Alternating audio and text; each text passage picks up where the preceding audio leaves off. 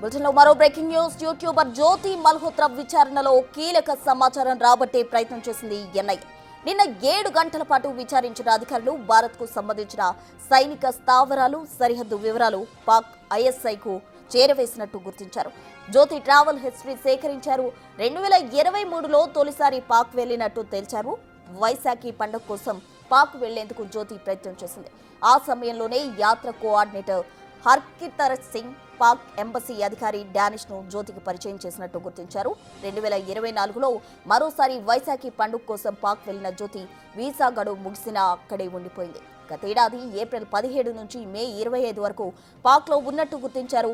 Court ఆపరేషన్లో భాగంగా పాక్ కు అనుకూలంగా వీడియోలు తీసినట్టు నిర్ధారణకు వచ్చారు ఎన్ఐఏ అధికారులు.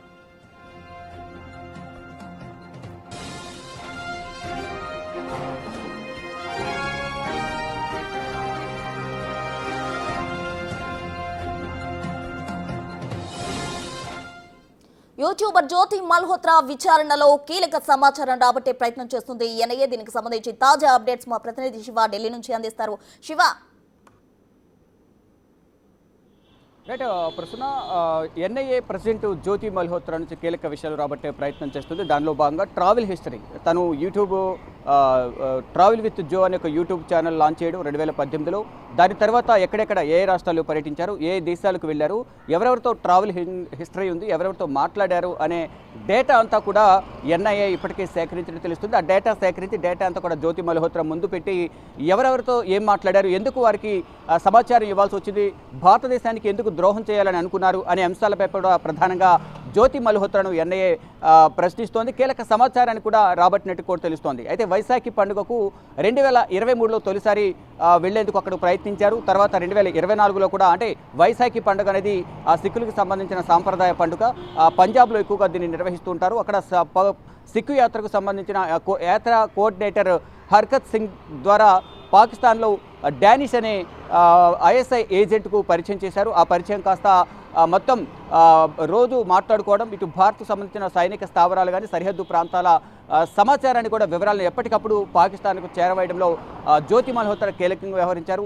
దీనికి కొంత డబ్బు కూడా ఇచ్చేవారు అనేది కూడా ప్రధానంగా ఎన్ఐఏ దర్యాప్తులో తేలింది. దానితో పాటు జ్యోతి మల్హోత్రాకు ఎవరైతే సహకరించారో, జ్యోతి మల్హోత్రాను అరెస్ట్ చేసే సమయంలోనే మరొక 5గురిని అరెస్ట్ చేశారు. వారి నుంచి కూడా కీలక సమాచారం రాబడుతున్నారు. మొత్తం 12 మందిని ఇప్పటి వరకు పాకిస్తాన్ స్పైస్ ఎవరైతే ఉన్నారో వారందరినీ కూడా అరెస్ట్ చేసి వారి నుంచి కీలక సమాచారాన్ని రాబడుతున్న పరిస్థితి కనిపిస్తుంది. వారిలో వ్యాపారులు ఉన్నారు, దినసరి కూలీలు కూడా ఉన్న నేపథ్యంలో వారికి డబ్బు ఆశ చూపి భారతదేశానికి సంబంధించిన కీలక సమాచారాన్ని అంతా కూడా వారు తీసుకోవడం, ఎంత సమాచారం కీలక సమాచారం ఇస్తే అంత డబ్బు ఇవ్వజూపే విధంగా కూడా అక్కడ ఆశ చూపి వారి నుంచి సమాచారాన్ని సేకరించిన పరిస్థితి కనిపిస్తుంది. ఇక మరి ముఖ్యంగా జ్యోతి మల్హోత్రా పాకిస్తాన్ వెళ్ళడం, అక్కడ వైశాఖి పండుగ సందర్భంగా అక్కడికి వెళ్ళిన నేపథ్యంలో ఏప్రిల్లోనే గత సంవత్సరం వెళ్ళారు.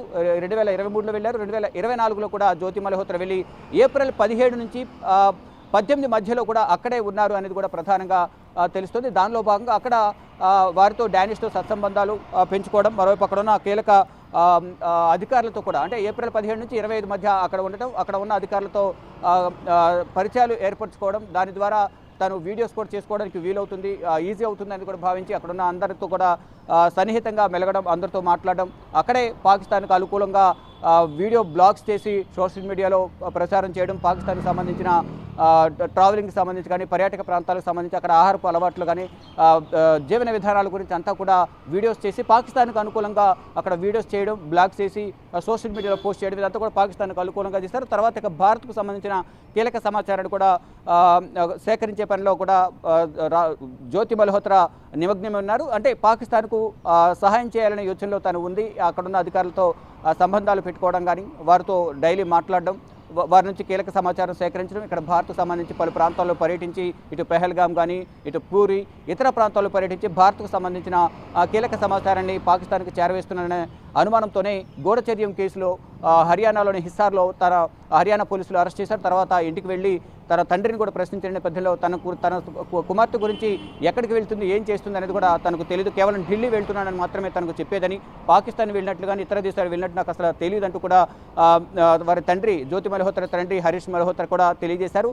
అంటే ఎవరు కూడా స్నేహితులు వచ్చేవారు కాదు, ఇంట్లోనే తను వీడియోస్ చేసుకునేది తప్ప ఎవరు కూడా స్నేహితులు అనేవారు ఎవరి ఇంటికి వచ్చేవారు కాదు. ఇక అరెస్ట్ చేసిన రోజు కూడా వచ్చి తన బట్టలు తీసుకుని వెళ్ళిపోయిందని కూడా జ్యోతి మల్హోత్రా తండ్రి చెప్తూ ఉన్నారు. ఇక పెహల్గాంలో జనవరిలో పర్యటించారని కూడా చెప్తూ ఉన్నారు. జనవరిలో వెళ్ళడం, తర్వాత ఏప్రిల్ 22న అక్కడ ఉగ్రవాదులు దాడులు చేయడం, ఇదంతా కూడా జ్యోతికి తెలుసు. జ్యోతి రెక్కి నిర్వహించి కొంత సమాచారం ఇచ్చిన నేపథ్యంలో వాళ్ళు కూడా ఇక్కడికి వచ్చారు. ఒక అనుమానం అయితే ఎన్ఐఏ వ్యక్తం చేస్తుంది. దానిలో భాగంగా ఆ దిశగా కూడా కొన్ని ప్రశ్నలు అయితే సంధిస్తున్న పరిస్థితి కనిపిస్తుంది. ఇక పెహల్గాంలో దాడి జరిగిన మరుసటి రోజు ఉదయమే జ్యోతి మల్హోత్రాతో ఫోటోలు ఏవైతే సోషల్ మీడియాలో వైరల్ అవుతున్నాయో, ఢిల్లీలోని పాకిస్తాన్ ఎంబసీలో గెడ్డ ఉన్న వ్యక్తి ఎవరైతున్నారో తనకి జ్యోతి మల్హోత్రాకు సత్సంబంధాలు ఉన్నాయి. డానిష్ వాళ్ళిద్దరిని పరిచయం చేసి ఇద్దరు కూడా దీనికి సంబంధించి కోఆర్డినేషన్లో ఉండాలి, పాకిస్తాన్కి సమాచారం ఇచ్చే అంశంలో కానీ ఇటు భారత్లో ఉన్న కీలక విషయాలను ఇద్దరు కూడా షేర్ చేసుకుంటూ పాకిస్తాన్కి చేరవేసే దానిలో భాగంగా డానిష్ అనే ఒక ఐఎస్ఐ ఏజెంటు ఇక్కడ ఢిల్లీలోని పాకిస్తాన్ ఎంబసీలో ఉన్న అలీ హన్సన్ అనే ఒక వ్యక్తిని పరిచయం చేయడం, వారిద్దరూ కలిసి ఉన్న ఇఫ్తార్ విందులో ఢిల్లీ పాకిస్తాన్ ఎంబసీలో ఉన్న ఫోటోలు సోషల్ మీడియాలో వైరల్ అవుతున్నాయి. వారిద్దరికి కూడా సన్నిహిత సంబంధాలు ఉన్నాయని కూడా కొంత సమాచారం ఉన్న నేపథ్యంలో వారిద్దరికి ఉన్న రిలేషన్ సంబంధించి కానీ ఎవరెవరికి భారత్ సంబంధించిన సమాచారాన్ని చేరవేశారు, ఈ పాకిస్తాన్ అధికారులతో ఎవరెవరితో మాట్లాడారు అనే అంశాలపై కూడా ప్రధానంగా ఎన్ఐఏ జ్యోతి మల్హోత్రాను ప్రశ్నిస్తూ పరిస్థితి కనిపిస్తూ ఉంది. మొత్తంగా చూసుకుంటే పాకిస్తాన్కు కీలక సమాచారాన్ని, సైనిక స్థావరాలు, పంజాబ్లో సరిహద్దుల్లో సైనిక స్థావరాలు ఉంటాయి భారత్కు సంబంధించి.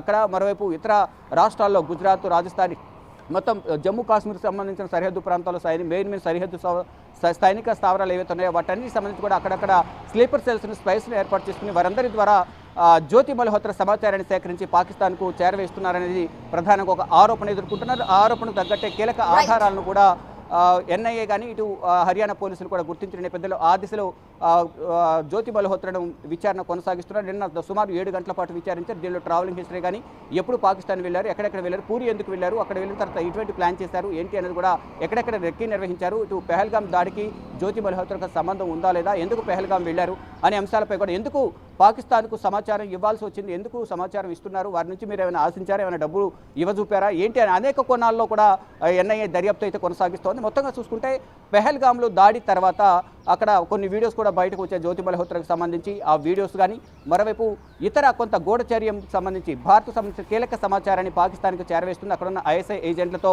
సత్సంబంధాలు కొనసాగించడం కానీ, మరోవైపు పాకిస్తాన్ మాజీ ప్రధానమంత్రి నవాజ్ షరీఫ్ కుమార్తె మరియం నవాజ్ను కూడా అక్కడికి వెళ్ళి కలవడం, మరికొంతమంది పాకిస్తాన్కి సంబంధించిన ప్రముఖులను కలిసి వారందరితో విలాసవంతమైన జీవితాలు గడపడం, 5 స్టార్ 7 స్టార్ హోటల్స్లో ఉండటం.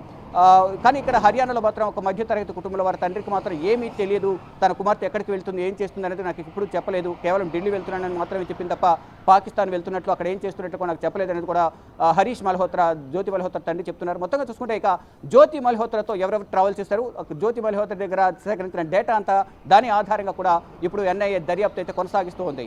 ప్రస్తుతం